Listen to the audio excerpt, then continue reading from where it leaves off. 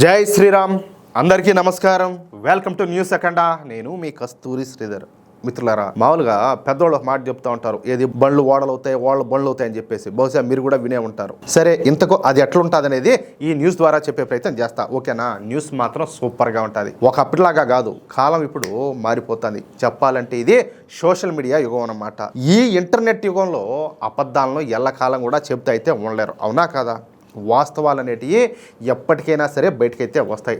నిజాలను ప్రజలు కూడా తెలుసుకుంటారు. ఇప్పుడు అదే జరిగింది. పాకిస్తాన్ మన మీద, అలాగే మన భారతదేశం మీద, మన హిందువుల మీద ఎంత బురద జల్లాలని ప్రయత్నం చేసినప్పటికీ అది కాస్త చెప్పాలంటే తుస్సమని నీరు గారిపోయింది. ఇక్కడ మీకు ఇంకొక విషయం చెప్పాలా. నిజానికి ఒక్క పాకిస్తాన్కు మన మీద బురద జల్లేంత సీన్ అయితే లేదు. నిజం చెప్పాలంటే ఈ పాకిస్తాన్ వెనుక అరబ్ దేశాలు, అలాగే ఇస్లామిక్ దేశాలు, అరబ్ షేకులు, వ్యాపారవేత్తలు, అలాగే చైనా కూడా ఉంటాయన్నమాట.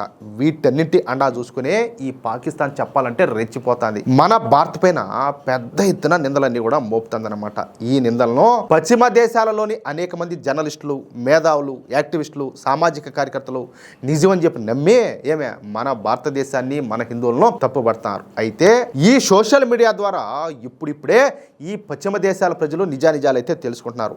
ఏవి పాలు ఏవి నీళ్ళో సులభంగా అర్థం చేసుకుంటున్నారు. సరే, ఇక అసలు విషయానికి వస్తే లారా లోమర్ ఈమె ఒక ప్రముఖ అమెరికన్ రాజకీయ కార్యకర్త, అంటే పొలిటికల్ యాక్టివిస్ట్ అనమాట. అంతేకాకుండా ఇన్వెస్టిగేటివ్ జర్నలిస్ట్ అనమాట. అలాగే అమెరికా అధ్యక్షుడైనటువంటి డొనాల్డ్ ట్రంప్ కు అత్యంత సన్నిహితురాలు. ఈమె ఎప్పుడు కూడా వార్తల్లో ఉండనే ఉంటాదన్నమాట. అంటే ఏదో ఒకటి మాట్లాడడం, వార్తల్లో ఎక్కడం, ఇంకిది అలవాటే. ఈమె ఒక అమెరికాలోనే కాకుండా ప్రపంచ వ్యాప్తంగా బాగా పేరున్నటువంటి మహిళ అనమాట. ఆమెను డొనాల్డ్ ట్రంప్ యొక్క లాయల్టీ ఎన్ఫోర్సర్ గా పిలుస్తూ ఉంటారు. అధికారిక పదవి లేకపోయినా ట్రంప్ రెండోసారి అధ్యక్షుడైన తర్వాత ప్రభుత్వంలోని కీలక నిర్ణయాలపైన ఆమె ప్రభావం ఎక్కువగా ఉండదని చెప్పి భావిస్తూ ఉంటారన్నమాట. ఈ లారా లోమరు తన తీవ్రవాద, అలాగే మితవాద సిద్ధాంతాలకు, అలాగే వివాదాస్పద వ్యాఖ్యల ద్వారా బాగా ప్రసిద్ధి చెందిందన్నమాట. చెప్పా కదా, ఏదో ఒకటి మాట్లాడడం, ఫేమస్ అయిపోవడం, వార్తల్లో నిలబడడం, ఈ విధంగా ఉంటుందన్నమాట ఈమె కథ. ఈమె ప్రాజెక్ట్ వెరిటాస్ వంటి సంస్థల్లో పనిచేసి రహస్య కెమెరాల ద్వారా రాజకీయ అంశాలను బయట పెడతా ఉన్నది. ప్రస్తుతం లూమర్ అన్లిస్డ్ అనేటటువంటి షోని అయితే నడుపుతుంది. అంతేకాకుండా ట్రంప్ ప్రభుత్వంలో ఎవరైతే అధ్యక్షుడికి విధేయులుగా ఉండరో వాళ్ళను గుర్తించి వాళ్ళపైన విమర్శలు చేయడం, లేదా వాళ్ళను తొలగించే విధంగా ఒత్తిడి తీసుకురావడం వంటి అన్ని కూడా చేస్తూ ఉంటుంది. అయితే ఈ లారా లోమరు తన అమెరికా ఫస్ట్ సిద్ధాంతంలో భాగంగా మన భారతీయుల పట్ల అనేక సార్లు విద్వేషపూరితమైనటువంటి వ్యాఖ్యలన్నీ కూడా చేసింది. ఆమెకు భారతదేశం పైన వ్యతిరేక భావాలు ఎక్కువగా రెండు విషయాల మీద ఉన్నాయన్నమాట. ఒకటి జాతి గురించి, అంటే గర్వం, వివక్ష. అర్థమవుతుందా? అంటే మన భారతీయులు అంటే వివక్ష అనమాట. ఇంకోటి ఏంటంటే మేము అమెరికన్లు అని చెప్పేసి గర్వం. ఇక రెండోది వచ్చేసి ఉద్యోగాల విషయం. ఈ లారా లోమరు గతంలో భారతీయుల యొక్క జీవనశైలి, అలాగే సంస్కృతిని అవహేళన చేస్తా మాట్లాడింది. ఒరే కాదులే, భారతీయుల సంస్కృతిని అవహేళన చేసి అంత సీన్ ఉండదు వీళ్ళకు.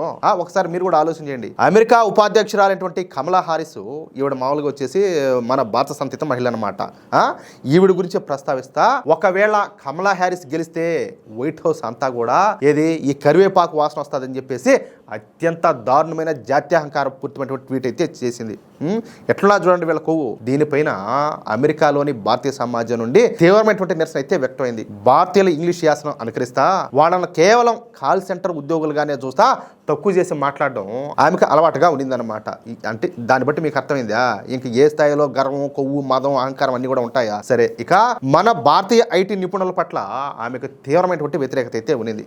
భారతీయులు H-1B వీసాల ద్వారా అమెరికాకు వచ్చి తక్కువ జీతాలకే పనిచేస్తూ అమెరికన్ల ఉద్యోగాలను కొలగొడుతున్నారని చెప్పేసి వాదిస్తా ఉన్నది. అమెరికాలో భారతీయుల సంఖ్య పెరగడం వల్ల అమెరికన్ సంస్కృతి దెబ్బతింటాందని, అందుకే H-1B వీసాలను పూర్తిగా రద్దు చేయాలని చెప్పేసి ఆమె డిమాండ్ అయితే చేస్తా ఉన్నది. అంతేకాకుండా ఈమెకు పాకిస్తాన్ పట్ల కొంత సానుభూతి కూడా ఉన్నది. చూడండి, అంటే ఇదొక జబ్బు అయితే అది ఇంకొక జబ్బు అనమాట. అయితే ఇంతకాలం భారత్ను విమర్శించేటువంటి లారా లోమరు ఇటీవల తన ధోరణిని పూర్తిగా అయితే మార్చుకున్నట్టే కనపడుతుంది. మొన్న మన దేశంలోని న్యూఢిల్లీలో జరిగినటువంటి ఇండియా టుడే కాంక్లేవ్లో పాల్గొనడానికి ఈ లారా లోమరో మన భారత్కి అయితే వచ్చింది. ఈ సందర్భంగా ఈ లారా లోమర్ మాట్లాడుతా గతంలో భారతీయుల గురించి తాను చేసినటువంటి జాత్యహంకార వ్యాఖ్యలకు ఆమె వేదికపైనే బహిరంగంగా క్షమాపణలు అయితే చెప్పింది. చూడండి ఈ మార్పు ఏందో చూద్దాం ఒకసారి. నేను తప్పు చేశాను, భారతదేశ గొప్పతనాన్ని ఇప్పుడిప్పుడు నేను అర్థం చేసుకున్నానని చెప్పేసి పేర్కొనింది అనమాట. అంతేకాకుండా నేను భారత్ను ప్రేమిస్తున్నా, ప్రధాని మోడీ గారు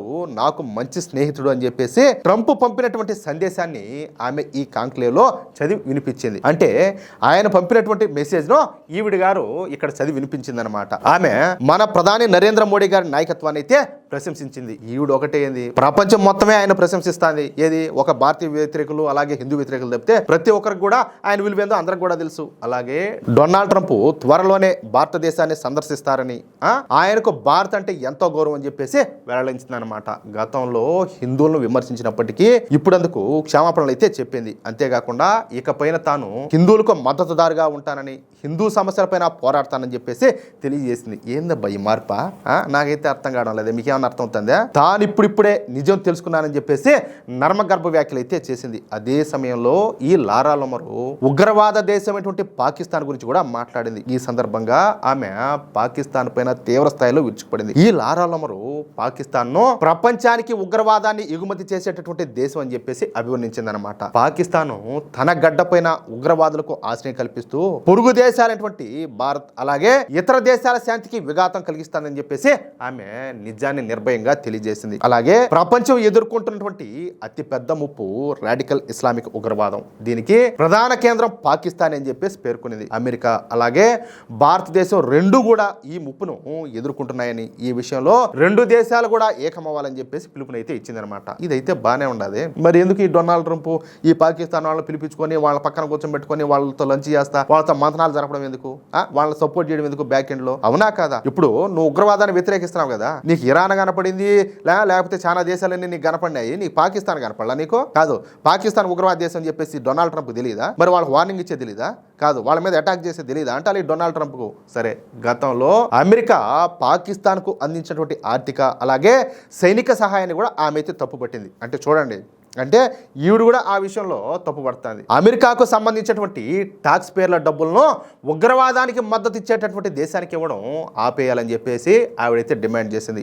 డొనాల్డ్ ట్రంప్ ఇకపైన భవిష్యత్తులో పాకిస్తాన్ పట్ల కఠినంగా వ్యవహరిస్తారని చెప్పేసి స్పష్టం చేసిందనమాట. మొత్తం మీద అయితే అమెరికా అధ్యక్షుడు డొనాల్డ్ ట్రంప్కు అత్యంత సన్నిహితురాలు అలాగే రైట్ వింగ్ లీడర్ అయినటువంటి లారా లోమర్ ఇప్పుడు తన మనసు మార్చుకొని భారత్ పైన అలాగే హిందువులపైన ప్రేమను కురిపించడం గొప్ప విషయం అనమాట. అలాగే ఈ ఉగ్రవాద దేశమైనటువంటి పాకిస్తాన్ గురించి ఈ ప్రపంచానికి నిజాలను తెలియజేయడం మరొక అద్భుతమైనటువంటి విశేషం. అది సంగతి. మిత్రులారా, చూశారు కదా, నిన్నటి వరకు మన భారతదేశాన్ని అలాగే మన హిందూ ధర్మాన్ని విమర్శించినటువంటి ఈ లారా లోమరు ఇప్పుడు మన దేశ గొప్పదనాన్ని తెలుసుకొని క్షమాపణలు చెప్పడం నిజంగా ఒక గొప్ప పరిణామం. అలాగే పాకిస్తాన్ ఉగ్రవాద ముఖాన్ని ప్రపంచం ముందు నిలదేయడం ఆమె తెగుకు నిదర్శనం అనమాట. సరే, దీనిపైన మీ అభిప్రాయం ఏంటి? అమెరికా భారత్ బంధం ఇకపైన ఏ విధంగా ఉండబోతుందో కింద కామెంట్ బాక్స్ లో తెలియజేయండి. ఈ వాస్తవాలు ప్రతి భారతీయుడు కూడా చేరాల. కాబట్టి ఈ వీడియోని ఇప్పుడే లైక్ చేసి మన మిత్రులకందరికి కూడా షేర్ చేసి మన దేశం పట్ల జరుగుతున్నటువంటి ఈ సానుకూల మార్పును ప్రతి ఒక్కరికి కూడా తెలియజేయండి. ఇలాంటి మరిన్ని సంచలన నిజాలను అలాగే నిర్భయమైనటువంటి వార్తలను ఎప్పటికప్పుడు తెలుసుకోవడానికి మన న్యూస్ అఖండ ఛానల్ ఇప్పుడే సబ్స్క్రైబ్ చేసుకోండి. అలాగే గంట గుర్తు నొక్కడం అస్సలు మర్చిపోకండి. జై శ్రీరామ్, జై హింద్, భారత్ మాతాకి జై.